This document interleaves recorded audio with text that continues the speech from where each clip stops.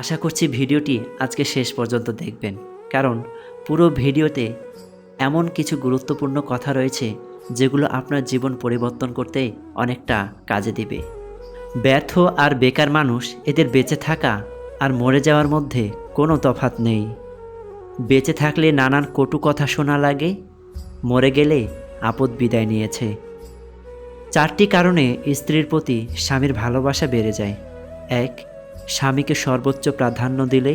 2. স্বামীর সামনে পরিপাটি থাকলে। 3. শ্বশুর শাশুড়িকে ভালোবাসলে। 4. রান্নায় স্বাদ হলে। কেন জানি না সব সময় কিছু মানুষ সবার চোখে খারাপ হয়ে থাকে, কখনোই কারো মনের মতো হতে পারে না, না ফ্যামিলির কাছে, না কাছের মানুষদের কাছে, না বন্ধুদের কাছে। রাগ এবং ঝড় দুটোই এক জিনিস। ঠান্ডা হওয়ার পর বোঝা যায় ক্ষতি কতটা হয়েছে। সাইকোলজির মতে কেউ সত্যি ভালোবাসলে তার শরীরে একটা জিনিসের দিকে সহজে তাকাতে পারবে না, তা হলো তার চোখের দিকে। পৃথিবীতে কালো আছে বলেই সাদার এত কদর। আপনার প্রিয় মানুষটাকে ভুল বুঝার আগে একবার হলেও তাকে বুঝতে শিখুন, নয়তো একটা সময় আপনার ভুলের জন্যই তাকে আপনি জীবন থেকে হারিয়ে ফেলবেন। বর তো এমন হবে যে বউ অন্যায় করলে তাকে একা ঘরে এনে শাসন করবে, সবার সামনে ছোট করে পুরুষত্ব দেখাবে না। আবেগ দিয়ে নয়, বেগে চলো। ভুলগুলো সব শুধরে ফেলো, সুখের চেয়ে শান্তি খোঁজো, নিজের ভালো নিজেই বোঝো। একটা ভুল মানুষকে হয়তো অনেক কাঁদায়, কিন্তু মনে রাখতে হবে জীবনে এমন কিছু ভুল আছে যা ভবিষ্যতে হাজারটা ভুল থেকে বাঁচায়। মনের মতো মানুষ না পেলে অপেক্ষা করতে শেখো। যার তার সাথে সম্পর্ক জড়িয়ে গিয়ে তিল তিল করে মরার থেকে আজীবন একা থাকা অনেক ভালো। জীবনটা হালকা মনে হবে তখন যখন অপরের উপর আশা থাকবে কম আর নিজের উপর আত্মবিশ্বাস থাকবে বেশি। অন্যের পথে চেয়ে না থেকে নিজের পথে অগ্রসর হন। আপনার পথই আপনার গন্তব্যে পৌঁছে দেবে।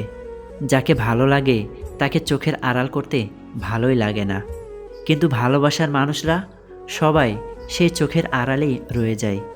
এক জোকার একটি জোকস বলল, সেটা শুনে সবাই খুব হাসল। জোকারটা একই জোকস দ্বিতীয়বার বলল এবং সেটা শুনে খুব কম লোক হাসল, কিন্তু একই জোকস তৃতীয়বার বলাতে কেউই হাসল না।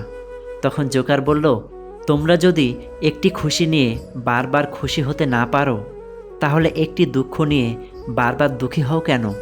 বর্তমানে মানুষ না খেয়ে কয়েকদিন কাটিয়ে দিতে পারবে, কিন্তু ফোন আর ইন্টারনেট ছাড়া এক মুহূর্ত থাকতে পারবে না।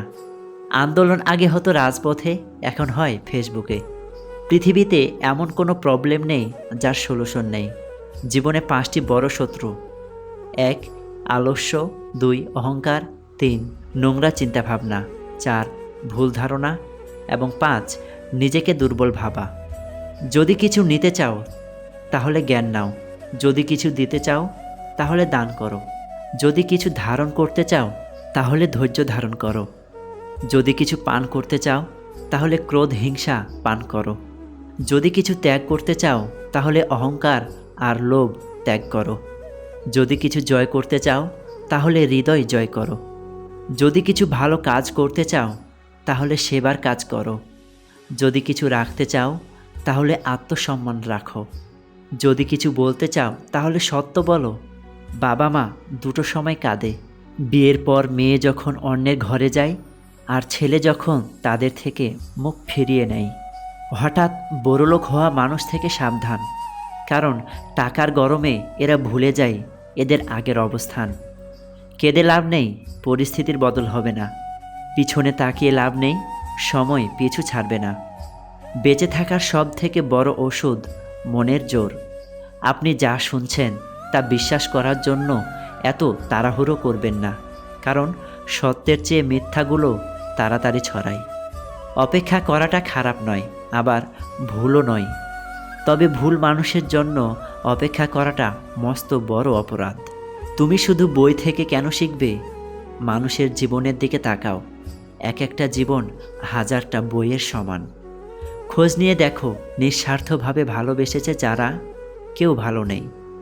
আজও নির্ঘুম রাত কাটায় তারা। একটা মানুষের সব সৌন্দর্য তার রূপে থাকে না, থাকে তার ব্যবহারে, তার আচরণে, তার কথায়। সময় হলে কথা বলা আর সময় করে কথা বলা দুটোই আলাদা জিনিস। সময় হলে কথা বলাটা খোঁজ নেওয়া, আর সময় করে কথা বলাটা হলো ভালোবাসা। কেউ হাজার প্রতিশ্রুতি দিয়েও ছেড়ে চলে যায়, আবার কেউ রোজ ঝগড়া করেও শেষ অবধি সাথে থেকে যায়। প্রিয় মানুষের সাথে অভিমান করে কথা না বলে চুপ করে থাকাও এক ধরনের ভালোবাসা, যা বোঝার ক্ষমতা সবার থাকে না। বুদ্ধিমান চেনার উপায় কি? 1. তারা অন্য মানুষের দিকে তাকিয়ে থাকার চেয়ে দেওয়ালের দিকে তাকিয়ে থাকতে বেশি পছন্দ করে। 2. কল্পনা তাদের জীবনের এক অন্যতম সঙ্গী। 3. বুদ্ধিমান ব্যক্তি অতিরিক্ত বন্ধু বানায় না, বরং তাদের সাথে মিশে যারা তাদের সঙ্গে মানানসই। 4. বুদ্ধিমান ব্যক্তি সাধারণত ভদ্র, পরিপক্ক মানসিকতা সম্পন্ন হয় এবং জীবন দর্শন সম্পর্কে ভালো জ্ঞান রাখে। 5.